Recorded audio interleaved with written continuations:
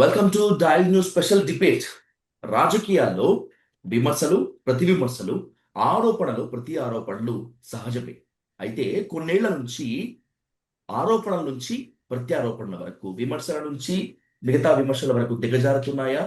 విమర్శలు, సద్విమర్శల స్థానంలో బూతులు మాత్రమే రాజ్యమేలుతున్నాయా? ముఖ్యమంత్రి స్థాయి వ్యక్తిని పట్టుకొని కూడా ఆ స్థాయిలో మాట్లాడుతున్నంటే రాజకీయం ఏమైపోతున్నట్లు, భవిష్యత్ రాజకీయాలు ఎలా ఉంటాయో మనం ఎక్స్పెక్ట్ చేయాల్సినటువంటి ఈ సందర్భంలో వీటన్నిటిపైన ఇన్ డీటెయిల్ గా ఇన్ డెప్త్ గా డిస్కస్ చేద్దాం ప్రముఖ పొలిటికల్ అనలిస్ట్ కేఎస్ ప్రసాద్ గారితో. సార్ నమస్తే. నమస్తే ప్రసాద్ గారు, గత కొన్నేళ్లుగా ఆంధ్రప్రదేశ్ మాత్రమే కాకుండా తెలంగాణ, ఎస్పెషల్లీ తెలుగు రాజకీయాలు దిగజారిపోతున్నాయి. రాజకీయ నేతలు లైన్ ఆఫ్ క్రాస్ చేసి మరీ మాట్లాడుతున్నారు, పరుష పదజాలం ఆ, చేస్తున్నారు అనేటువంటిది కొన్ని ఆరోపణలు, విమర్శలు ఉన్నాయి, కొన్ని సందర్భాల్లో నిజాలు కూడా. వీటన్నిటిపై డిస్కస్ చేయబోయే ముందు లాంగ్వేజ్ నుంచి స్టార్ట్ చేద్దాం. ఎందుకు కట్టు తప్పుతున్నారు రాజకీయ నేతలు, ఎందుకు గాడి తప్పుతున్నారు? అంటే చదువుగారు, మనం ఒకటి గుర్తుంచుకోవాలి. మాండలికాలు తర్వాత ప్రాంతాల బట్టి కొన్ని భాషలు ఉంటాయి.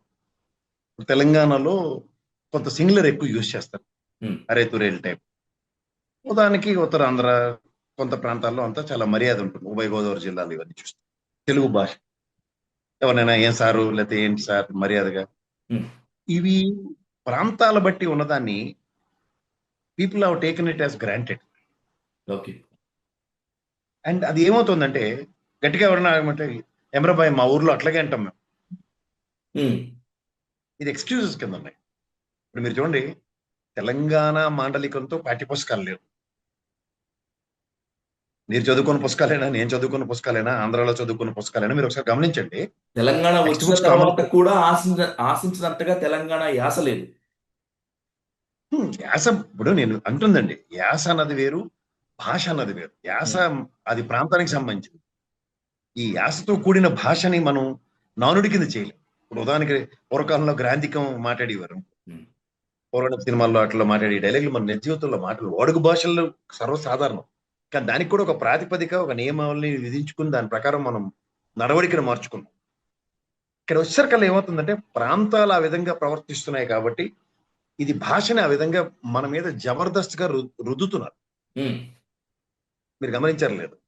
తర్వాత ఇంకోటి ఏంటంటే సార్, మీడియా ఎప్పుడైతే గతంలో మీరు వెనక్కి వెళ్తే, మీరు ఇనిషియల్ డేస్ లో సోషల్ మీడియా కన్నా ముందు మీడియా సింగులర్లతో మాట్లాడడం స్టార్ట్ చేసింది. ఇప్పుడు మనం సాధారణ ముఖ్యమంత్రిని గౌరవ ముఖ్యమంత్రి గారిని మాట్లాడుతాం మనం అనుకోండి. రేవంత్ రెడ్డి, చంద్రబాబు నాయుడే, జగన్మోహన్ రెడ్డి, కేసీఆర్. మీకు అర్థమవుతుందా? ఒక మోడరేటర్ కానీ, జర్నలిస్ట్ కానీ టీవీ డిబేట్లలో గౌరవ ముఖ్యమంత్రి గారు అని ఎక్కడ సంబంధించి మానేశారు. అది వ్యవహారికంగా చూసారు, మీరు గమనించారా? సో అక్కడ ఏమవుతుందంటే మీడియా లాంగ్వేజ్ ఇది అన్న దాంట్లోంచి మనం ఇంప్రూవ్డ్ వెర్షన్స్ తీసుకునే బదులు టేకెన్ ఇట్ యాజ్ గ్రాంటెడ్ అయిపోయింది. గమనించారా మీరు చదువు గారు? ఎగ్జాక్ట్లీ, అవును. ఇప్పుడు మన ఇద్దరం బయట చాలా విషయాలు మాట్లాడుకుంటూ ఉంటాం, ఇందులో మనం చదువు గారు అని మేము సంబోధించాం. But when it comes to this thing where we need to, when it is on record, we have to maintain a professional decorum, right? Obviously. ఎంత కాదన్నా మీరు జర్నలిస్టు, నేను జర్నలిజం చదువుకున్నాండి, పైపచ్చి డిబేట్ చేస్తున్నప్పుడు ప్రొఫెషనలిజం లేకుండా అరే తురేలతో మనం వెళ్ళలేము కదా ముందుకి. It's not general same scenario. Decorum maintain అవ్వకుండా ఇది ఎక్కడంటే నేషనల్ మీడియా మొట్టమొదటి మొదలెట్టింది. Prime minister Manmohan Singh, prime minister Indira Gandhi, మీరు గమనించారా? ఇవి ఎప్పుడైతే జరుగుతున్నాయో sir, everybody has taken it as granted. ఇందాక నేను చెప్తుంది అదే. సో మనం సంబోధనలతోనే అవతలని, ఇప్పుడు ఎవరైనా చూడండి, మనం నమస్కారం సార్ అన్నదానికి హాయ్ అన్నదానికి తేడా ఉందా లేదా? ఉంటుంది. ఈ హాయ్ వాడుక భాష అయిపోయింది. ఈ హాయ్ నేపథ్యంలోనే డిబేట్లు కూడా నడుస్తున్నాయి, మీరు గమనిస్తారు. తర్వాత మీరు ఇంకొకటి చూడండి, నేను డెవలప్మెంట్స్ కొన్ని చెప్తున్నాను. నేను రెగ్యులర్ గా సోషల్ మీడియా పక్క తీయండి, మెయిన్ స్ట్రీమ్ మీడియాలో నేను డిబేట్లకు వెళ్ళినప్పుడు సాధారణంగా గెస్ట్లు పరిచయం అయినప్పుడు నమస్కారం అంటారు, అందరూ నమస్కారం పెట్టారు. 90% తిరిగి రెసిప్రోకేట్ గా నమస్కారాలు పెట్టట్లేదు. ఇవేమవుతాయంటే దానివల్ల ఏమవుతుందంటే గౌరవాలు ఇవ్వాల్సిన అవసరం లేదని సమ్ పీపుల్ ఇన్వర్టెడ్ కామాలో పెట్టుకుని డిబేట్ స్టార్ట్ అవుతుంది. ఉమ్, సో అక్కడి నుంచి ఏమవుతున్నాయంటే సార్ ఆ, ఏమవుతుందో చూద్దాం. రూలింగ్ గవర్నమెంట్ అనగానే అడిగి 2 యాంటీలను వచ్చినట్టు ఫీల్ అవుతున్నాడు. రూలింగ్ గవర్నమెంట్ సపోర్ట్ చేసి వాడికి 2 యాంటీలను వచ్చినట్టు ఫీల్ అవుతుంది. ఇప్పుడున్న అపోజిషన్ వాడు గతంలో మేమైతే మిమ్మల్ని ఏం అనలేదు కదా, అదే డెకరం మాకెందుకు మెయింటైన్ అవ్వట్లేదు, మేము వచ్చేసరికి కేసులు ఎందుకు వస్తున్నాయి అన్న కాన్సెప్ట్ వీళ్ళకి దగ్గర. ఇది జస్ట్ డెవలప్మెంట్. లాంగ్వేజ్ అన్న విషయంలో ఎక్కడ వస్తుందంటే సార్, మనకి వాడుక భాషని మీరు నేను బయట మాట్లాడుకుంది మనం కెమెరా పెట్టిన తర్వాత మాట్లాడుకోం అన్న ఇంగిత జ్ఞానాన్ని 190 మంది మర్చిపోయారు.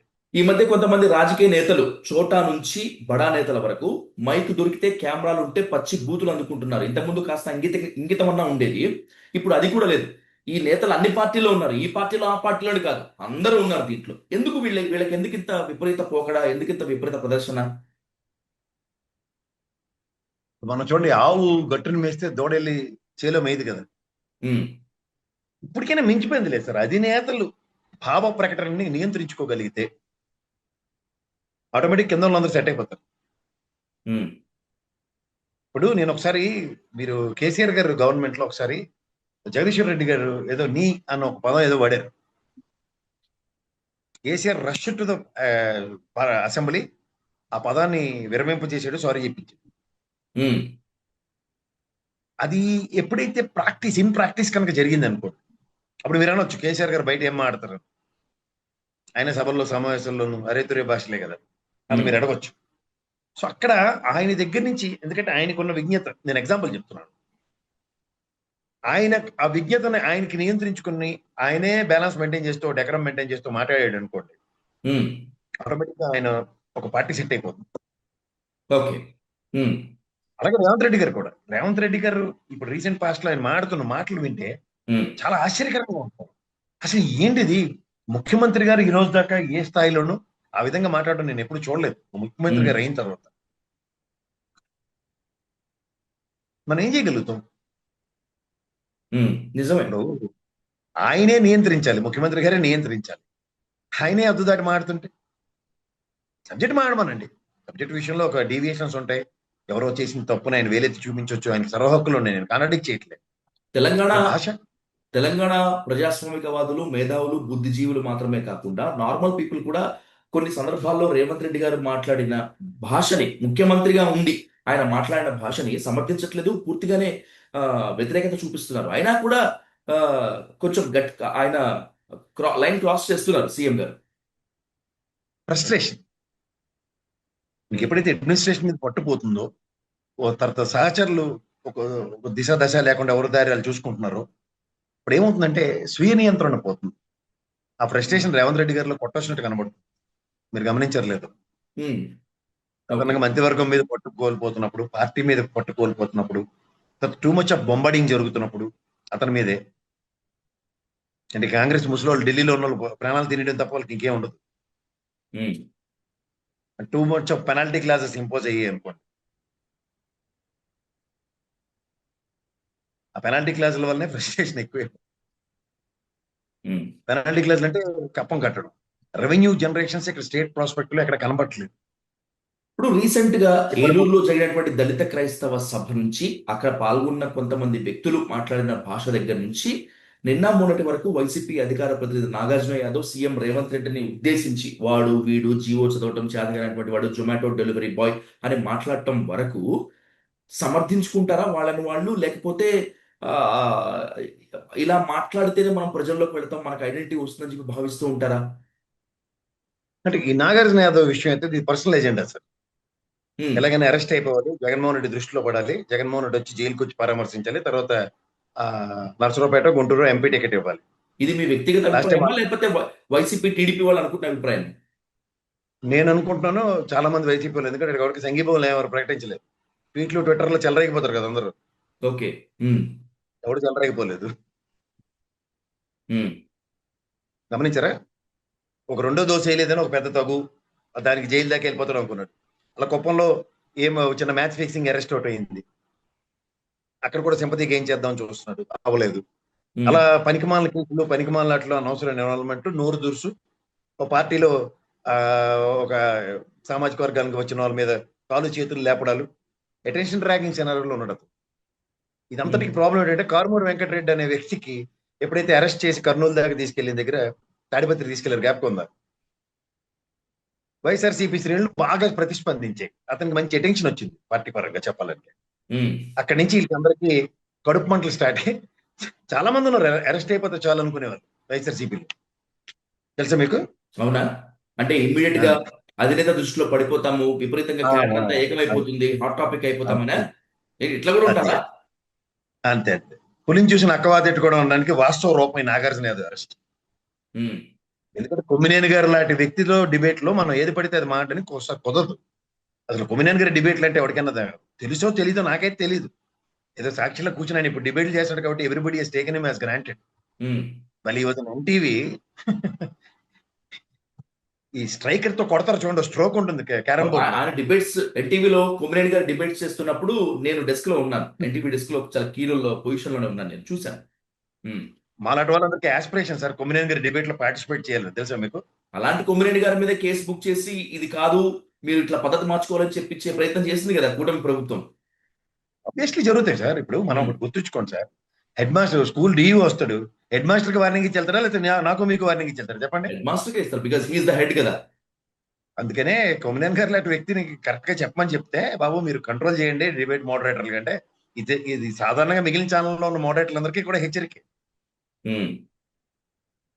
ఒక విషయం నేను చెప్పదలుచుకోను సార్, నాగార్జున యాదవ్ అనే విషయంలో నేనైతే 0 టాలరెన్స్ ఇస్తాను. ఉమ్. ఎందుకంటే నేను ఆల్మోస్ట్ ఒక 8-9 ఇయర్స్ బట్టి డిబేట్ లో పార్టిసిపేట్ చేస్తాను. లాస్ట్ 5 ఇయర్స్ అయితే from Telugu Desam and as well as Janasena వీళ్ళిద్దరూ ముఖ్యమంత్రి చైర్కి ఏ రోజు రెస్పెక్ట్ అవ్వలేదు, ఉమ్. మొహమాట లేకుండా చెప్పు. ఓకే. అప్పుడు ఈ తరహా ప్రతిస్పందన వైఎస్ఆర్సీపీ నుంచి లేదు. ఓకే. ఇది ఇప్పుడు రేవంత్ రెడ్డి గారు అనుకోండి, లేదా చంద్రబాబు గారు అనుకోండి, ఆ చైర్కి రెస్పెక్ట్ ఇవ్వకపోతే ఆయన దగ్గర పోలీసు వ్యవస్థ పరంగా ప్రతిస్పందన ఉంటే వీళ్ళకి అదేంటది అనుకుంటే అది భ్రమని చెప్తాను. I have no right to talk against CM Revanth Reddy గారి చైర్ గురించి మాట్లాడే హక్కు నాకు లేదు. ఉమ్. ఇప్పుడు నాకు రేవంత్ రెడ్డి అనే వ్యక్తి నాకు నిజంగా నచ్చకపోవచ్చు, కానీ ప్రజాస్వామ్యంలో ప్రజలు ఎన్నుకున్న ముఖ్యమంత్రి ఆయన, నేనేవండి. ఉమ్. బట్ నేను ఆయన రాజ్యాంగబద్ధమైన పదవికి ప్రజలు ఎన్నుకున్నటువంటి తత్వానికి నిజాన్ని మనం గౌరవించాల్సిందే. వ్యక్తులు వేరు, వ్యవస్థ వేరు కదా. ఇప్పుడు ఆయనతో నేను ఏ విషయంలో విభేదించాలి? నాకు ఆయనకి ఏం పొలం గట్టులతో గోలు ఉండవు కదా. ఆయన ఏంటంటే సంస్థాగతంగా తీసుకున్న నిర్ణయాలు ప్రజలకి హితంగా ఉన్నాయా లేదా అన్న దాని మీద నా వాయిస్ నేను ఇవ్వాలి తప్ప ఆయన చేరిని ఆయన్ని కించపరిచే హక్కు నాకెక్కడిది? ఉమ్. ఇది ఎప్పుడైతే మనం ఈ డెకరం మెయింటైన్ చేయమో చదువు గారు, 199 మంది కాన్సిక్వెన్సెస్ ఎదుర్కొంటాం. అవును, నాగార్జున యాదవ్ ఏం అతీతుడు కాదు కదా. అవును. సర్వసాధారణంగా కేఎస్ ప్రసాద్ గారు జరిగిన తప్పుల నుంచి లేకపోతే ఇతరులు చేస్తున్న తప్పుల నుంచి గుణపాఠాలు నేర్చుకుంటూ ఉంటారు, వాళ్ళనే మేధావులు అంటారు. కానీ వైసీపీ మాత్రం తప్పులు జరుగుతున్నా తప్పులు చేస్తున్నా కూడా నేర్చుకోవట్లేదు అనేటువంటిది ఒకటి ఇప్పుడు మేధావులు బహిరంగంగానే వాదిస్తున్నారు. నాగార్జున యాదవ్ ఎపిసోడ్ మాత్రమే కాకుండా రావణ్ కు బ్లండర్ గా సపోర్ట్ చేసి వైసీపీ బ్లండర్ మిస్టేక్ చేస్తోంది అనేటువంటిది ఒక వాదన. ఈ విషయంలో మీ అభిప్రాయం ఏంటి? అబ్సల్యూట్లీ. ఫస్ట్ థింగ్ ఏంటంటే సార్, శ్రీహరి అనే వ్యక్తి ఉన్నాడు, అతను మీడియా సెల్ హెడ్ కింద ఉన్నాడు.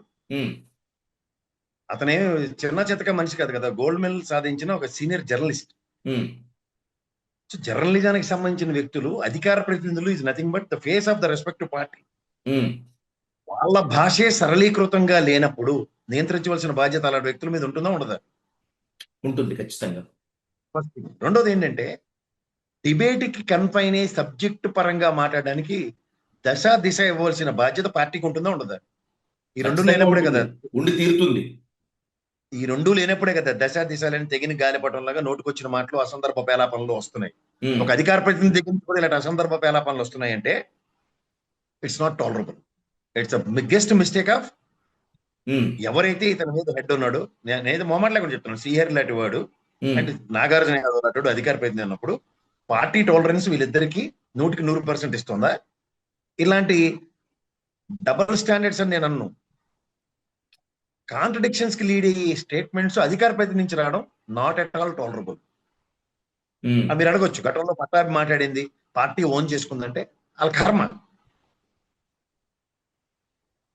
ఉమ్, నేను అదే చెప్పాను, గతంలో ముఖ్యమంత్రి చేరికి రెస్పెక్ట్ లేకుండా మాట్లాడే అధికార ప్రతినిధులు ఎవరైతే ఉన్నారో వాళ్ళందరికీ అండర్లైన్ చేసుకోవాల్సిన విషయం ఏంటంటే you are the face of respective parties. Um, ఎందుకు 40 సంవత్సరాల పైచీలకు లెగసీ కలిగిన తెలుగుదేశం పార్టీకి పట్టాభి అనే వ్యక్తి మాట్లాడింది బూడిదలు పోసిన పన్నీర్ చేసాడు ఒకే ఒక మాట, which was never happened before in the history of Telugu Desam. Um, అతిరథ మహారథులు ధూళిపల్లి నరేంద్ర గారు, పయ్యవల కేశవ, బొగ్గన ఏమైనా మన ఆ, రేవంత్ రెడ్డి గారు ఇలాంటి వాళ్ళ అధికార ప్రతినిధులుగా ఉన్నప్పుడు, నాగం జనార్దన్ రెడ్డి గారు వెళ్ళి డిబేట్ లో కూర్చొని మాట్లాడుతున్నప్పుడు ఇవన్నీ చూసిన వాళ్ళం మనం. ఉమ్, అటుపక్క కాంగ్రెస్ లో పాలాడి గారు, రుద్రరాజు గారు, ఎంతమంది మానీయులు వచ్చి మాట్లాడేవారు సార్. ఏ అవును. రోజు హద్దు మీరిన డిబేట్లు కానీ హద్దు మీరిన పదజాలాలతో మాట్లాడడం కానీ ఎప్పుడు మేము చూడలేదు. ఎందుకు సాధు గారు, మీరు నేను 100 డిబేట్లు చేసి ఉంటాం We, మిగిలిన పాత ఛానల్ కానీ చూసుకుంటే. we never, aggressive we never, debates we never crossed our line. We never blasted our decorum. ఎక్కడ కట్టు తప్పలే కదా మనం. రెండు విషయాలు, చాలా అగ్రెసివ్ ఆర్గ్యుమెంట్స్ ఉండేవి మనకి, చాలా అగ్రెసివ్ గా నేను మాట్లాడేవాడిని. కానీ ఎక్కడైనా పదాలు తొట్టుబాట్లు ఉన్నాయి. ఉమ్, ఉమ్, భాష మీద పట్టు లేకుండా, భాష మీద నియంత్రణ లేకుండా ఏంటండి ఇది? నేను ఇంగ్లీష్ మాట్లాడమంటలే కదా, ఉమ్, లేదా జర్మన్ ఫ్రెంచ్ మాట్లాడమంటలే కదా. ఉమ్. చిన్నప్పటి నుంచి నువ్వు నేర్చుకున్న భాషని సరళీకృత విధానంతో వినియోగించి మాట్లాడమని చెప్తున్నాను. ఎగ్జాక్ట్లీ. ద మెయిన్ పాయింట్ ఏంటంటే ప్రసాద్ గారు, ఇప్పుడు రావణ్ అనే వ్యక్తి మీద, యూట్యూబర్ మీద ప్రశ్నించాడు అనేటువంటి కోపంతో ఉపా కేసు పెట్టారు. ఆ ఉపా కేసు మీదనే మేము పోరాడుతున్నాం అనేటువంటిది వైసీపీ వాదన కాదు. రావణ్ని ఎగదోస్తుంది లీగల్ గా బ్యాటిల్ చేస్తూ ఇప్పుడు ఓన్ చేసుకునేది వైసీపీయే. వైసీపీ ఎగదోయటం వల్లే రావణ్ ఇలా రెచ్చిపోయాడు అనేటువంటిది వ్యతిరేకుల వాదన. ఈ రెండింటిలో ఏ వాదన వైపు ఉంటారు మీరు? అంటే నేను దారిని పోయిన దరిద్రాన్ని నెత్తికెత్తుకోవడంలో వైసీపీ ముందుంటుందని మాత్రం నేను ఎప్పటి నుంచి చెప్తా ఉంటాను. ఉమ్, రెండోది ఏంటంటే, కాలికి కంప తగిలించుకుని అది పీకిలాడుకోలేక చచ్చే బాధ్యత కూడా వాళ్ళ మీదే ఉంటుంది. ఉమ్, ఈ రావణ్ ఒకసారి వెనక్కి చూసినా, లేదా జడా శ్రవణ్ తీసుకున్నా, నిన్నటి దాకా దొల్లగొట్టి దూపం వేశారు. ఆఖరికి ఆ దస్తగిరి గడ కేసు కూడా శ్రవణే వాదించాడు ఆ కేసు ప్యానల్ మీద. వాదిస్తాం సంగతి తర్వాత ఆ పార్టీ తరఫున బీఫామ్ ఇచ్చారు కదా ఆయన, జేబీ పార్టీ తరఫున. కదా కదా ఇవన్నీ ఉమ్, ఇవన్నీ తెలిసి నేను మీరు జడా శ్రవణ్ వైసీపీకి ఎలా అయ్యాడంటే ఏం నవ్వాలి, దేంతో నవ్వాలో నాకైతే అర్థం కావట్లేదు. అలాగే ఉమ్, ఈ రావణ్ అనే వ్యక్తి జగన్మోహన్ రెడ్డి గవర్నమెంట్ ఉన్నంతకాలం ఆయన చేసిన వీడియోలు ఎన్ని ఉన్నాయి అందరికీ తెలుసు, ఏం మాట్లాడో తెలుసు. ఉమ్, ఇవాళ రీసెంట్ డెవలప్మెంట్, పవన్ కళ్యాణ్ అనే వ్యక్తి మీద అటాకింగ్ మోడ్ కొంతమంది స్టార్ట్ చేశారు. ఉమ్, ఇక్కడ మీకు జాగ్రత్తగా గమనిస్తే, రావణ్ ఎపిసోడ్ కి నేను కూడా I'm one of the witness. అక్కడ ఉమ్, ఓన్లీ డిస్ప్రపోర్షనేట్ గా మాడింది వాళ్ళిద్దరే, Shravan and as well as Ravan. వీళ్ళు ఎందుకు వాళ్ళ సొంత ఎజెండాతో మాడారని అనిపించింది అప్పుడు ఉన్న వాళ్ళందరికీ. ఉమ్, నేను మన లాస్ట్ వీడియోలో కూడా చెప్పాను. ఇక్కడ నేను మీ ఛానల్ త్రూగా నేను ఒక ఇష్యూని క్లారిఫై చేయదలుచుకున్నాను సార్. అంటే ప్లీజ్ ప్లీజ్. నా మీద ఒక డెవలప్మెంట్స్ జరుగుతున్నాయి, నేను కూడా ఒక క్లారిటీ ఇవ్వాలి. ఉమ్, నేను పవన్ కళ్యాణ్ గారిని ఉపా చీఫ్ వచ్చి కలిసాడు అన్న దగ్గర, నేను ఉపా చీఫ్ అన్న అతను ఎవరు ఉండరు, అది నాకు తెలుసు, అది అవగాహన. ఎందుకంటే 1967 ఎప్పుడో ఈ చట్టం, ఇప్పుడు ఉదాహరణకి యాంటీ సోషల్ వ్యవస్థలు ఏవైతే ఉన్నాయో వాటి మీద ప్రయోగించేదాన్ని ఈ అమిత్ షా గారి కొత్త అమెండ్మెంట్ తో 2019 ఆగస్ట్ లో ఉమ్, ఇండివిజువల్స్ మీద కూడా ఉపా చట్టం పెట్టే నేపథ్యానికి తెరలేపారు. ఉమ్. అండ్ ఉపా చట్టం ఇంతకుముందు కోటా ఉండేది, దాని తర్వాత టాడా ఉండేది, దాని తర్వాత కాస్త అది సెడిషన్ అయిపోయింది, రాజద్రోహం కేసు అది. రాజద్రోహానికి కేసు కాస్త మోడిఫై చేస్తూ ఉపా తీసుకొచ్చారు. ఉపా తీసుకొచ్చారు. ఇది ఏంటంటే ఇండివిజువల్ మీద పెట్టడానికి ఒక రిటైర్డ్ జడ్జి గారు, లేదంటే ఒక సీనియర్ కమిటీలోంచి ఒక ఉన్నతమైన అధికారిని ఇలాంటి వాళ్ళతో డిప్లాయ్ చేసి చేస్తారు. నాకు I know certain norms of ఉపా చీఫ్ అన్నది ఎవరు ఉంటారు, చీఫ్ అన్నది ఎవరు ఉండరు. సర్టన్ ఇష్యూస్ మీద ఒక ఒక ఒక అప్లై చేస్తారు దానికి. అంతే. ఇది నా క్లారిఫికేషన్. ఉమ్, రెండోది ఏంటంటే, నేను ఒక డిబేట్ లో, అంటే అటు నుంచి జనసేన ప్రతినిధి కూడా అధికార ప్రతినిధి నా మీద ఒక భయంకరమైన వీడియో చేసి పెట్టినప్పుడు నాకు మీలాంటి మిత్రులు నాకు చాలా మంది చెప్పారు, ఉమ్, నువ్వు పొరపాటున మాట్లాడు అంటే. నేను క్లియర్ గా నెక్స్ట్ ఇంకొక ఛానల్లో ఎక్స్ప్లెయిన్ చేస్తూ కూడా చెప్పాను. నేను ఒక ట్రాప్ వేసాను, దానికి అతను దొరికాడు నాకు. ఉమ్, ఉపాధి అన్నది కాన్సెప్ట్ నేను చెప్తే, కాదు నార్కోటిక్ చీఫ్ వెళ్ళి కలిసాడని చెప్పాను. ఉమ్, నా ఛాలెంజ్ ఏంటంటే, అటవీ శాఖ మంత్రికి నార్కోటిక్ చీఫ్ వచ్చి కలవచ్చు, ఎందుకంటే ఓకే. ఒక చెక్ పోస్ట్ పెట్టే నేపథ్యం ఉంటుంది దానికి. అటవీ శాఖ మంత్రి కన్సర్న్ కన్నా, ఎప్పుడైతే మనం ఈ narcotic department under the coordination of respective chief minister and home minister కింద ఉంటుంది. ఉమ్, ఇప్పుడు చీఫ్ మినిస్టర్ గారి డైరెక్షన్ లో అటవీ శాఖలో చెక్ పోస్ట్ ఒకటి పెట్టండి, లేదంటే మీకున్న ఫోర్స్ కి ఆర్మ్డ్ ఫోర్స్ పోలీస్ వ్యవస్థను కూడా ఇస్తున్నాం అని చెప్పడం ఉదంతాలు ఉంటాయి.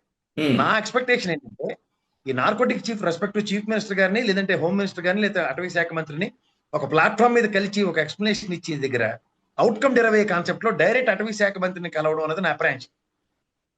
ఓకే.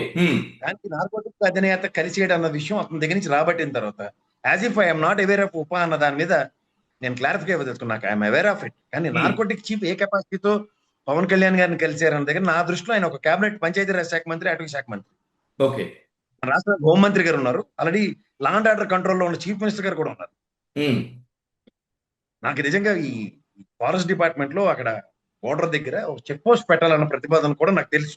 ఓకే. కానీ అది certain things has to come from horse mouth అన్న కాన్సెప్ట్ లో if it is from respect to chief minister గారు అయితే it would have been something else. ఉమ్,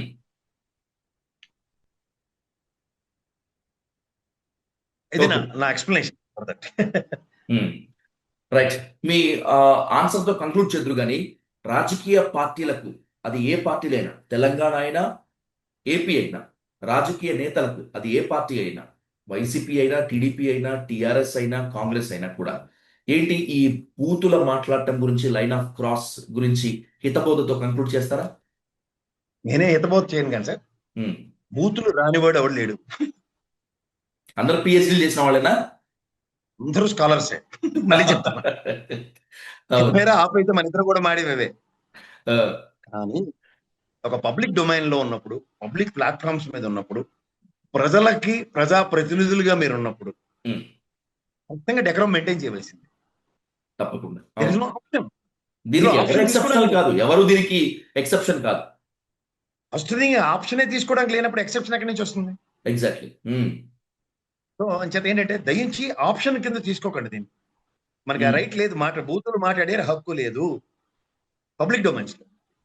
వ్యక్తిగతంగా అనుకుంటారా, మీ ఫ్రెండ్స్ తో కూర్చోండి, పెద్ద పార్టీలు పెట్టుకోండి, పచ్చి బూతులు తిట్టుకుని చావండి, ఎందులో పడి మాకు సంబంధం లేదు. కానీ పబ్లిక్ డొమైన్స్ లో అరే తురే లాంగ్వేజ్ లోటి, బూతులోటి కైండ్లీ అవాయిడ్ ఇట్. ఎందుకంటే కాన్సిక్వెన్సెస్ నుంచి తప్పించుకోవడం ఎవరి వల్ల కాదు. ఇప్పుడు వ్యక్తిగత మనోభావాలు, ఇప్పుడు ముఖ్యమంత్రి గారి స్థాయి, మాజీ ముఖ్యమంత్రి గారి స్థాయిలు కూడా డెఫామేషన్ కేసులు వేసుకున్న ఎన్నో ఉదంతాలు ఉన్నాయి. In the court of law it's got proven అనుకోండి, ఏం ఎక్స్క్యూజ్ ఉంటుంది? మీరు ఆ రోజు ముఖ్యమంత్రి కెపాసిటీలో మాట్లాడారు కాబట్టి మీకు ఏం వర్తించేసారు, వెళ్ళిపోండి అని చెప్తారా? డీజీపీ గారు లాంటి వాళ్ళని తెచ్చి నిలబెట్టేస్తున్నారు కోర్టులు, చీఫ్ సెక్రటరీ వచ్చి నిలబడిపోతున్నారు. అవును, అవును. ఆగి మాజీ ముఖ్యమంత్రులు జైల్లో పెట్టిన ఉదంతాలు చూసు, ముఖ్యమంత్రుల్ని తెల్లారితే ప్రమాణ స్వీకారం మధు కూడా ఎత్తుకెళ్ళిపోయారు. అంతే కదా, చెప్పకుందా మీకు? అవును, నిజమే. ఇవన్నీ ఇందులో we are not exempted from respect to law. Being a law abiding citizen, everybody should bow down to the law and constitution. So దానికి తగ్గట్టుగా నియమావళి మనకు ఆల్రెడీ రచించబడింది. సమాజానికి ఒక లైన్ ఉంది, ఆ లైన్ నుంచి ఎందుకు డివేట్ అవుతున్నారు? దానివల్ల వచ్చేవి తాత్కాలిక. ఇప్పుడు రావణ్ లాంటి ఉన్నాడు, లేదా మా కేవీఆర్ ఉన్నాడు, ఇద్దరు తాత్కాలిక ఉపశమనంతో చేసిన పనికి ఒక 10 మంది మెచ్చి మేకతో లేచారు. ఇవాళ ఎవరు వచ్చారు మీకు? మీ భార్య పిల్లలు కాపాడుతుంది ఎవరు? కేవీఆర్ వెనకతలు పరిగెట్టిన పాపానికి కట్టుకున్న భార్య అయినందుకు ఆవిడ మీద కూడా కేసు పడింది. ఇబ్బంది పడుతుంది ఎవరండి? ఆ కుటుంబం, నేనా మీరా? మహా అయితే ఇక్కడ కూర్చొని సంఘీభావాలు ప్రకటిస్తూ ఉన్నారు, అంతేనా? అంతే. అల్టిమేట్ గా ఆ కుటుంబమే ఫేస్ చేయాలి, ఆ కుటుంబమే ఇబ్బంది పడుతుంది, ఎదుర్కోవాలి ఏదైనా కూడా. రావణ్ ఉన్నాడు, అతను జైల్లో ఉన్నాడు. ఆ భార్య పిల్లలు ఏమైనా సంతోషంగా తీన్మార్ డాన్స్ చేస్తూ ఉంటారా? ఎంత ఇబ్బంది పడుతూ ఉంటారు వాళ్ళు? అంతే కదా. మానసిక వేదనే కదా సార్. ఇప్పుడు ఏమై ఉంటుందో, యాంగ్జైటీనా? ఎవరికి చెప్పుకోలేనటువంటి వేదన కదా అది. అలా కాదు సార్, మనం ఏదో చిన్న క్యాంప్కి వెళ్తాం, రేపు ఊరు వెళ్తుంది, ఇంట్లో వాళ్ళు ఎలా ఉంటారు? జాగ్రత్తగా చేరేవా, తిన్నావా, ఎందుకని ఫోన్ చేస్తారు? కన్సర్న్ మీ పట్ల ఓన్లీ మీ ఫ్యామిలీ మెంబర్స్ కి కన్సర్న్ ఉంటుంది, ఎవరికి ఉండదండి. వాళ్ళ కోసం ఆలోచించండి, ఇంకంతకన్నా ఇంకేం లేదు, ఎవరైనా సరే. ఎగ్జాక్ట్లీ. రైట్ ప్రసాద్ గారు, thank you so much for joining in the debate. మళ్ళీ కలుద్దాం, మంచి టాపిక్ తో మళ్ళీ మాట్లాడదాం. Thank you much for the participation.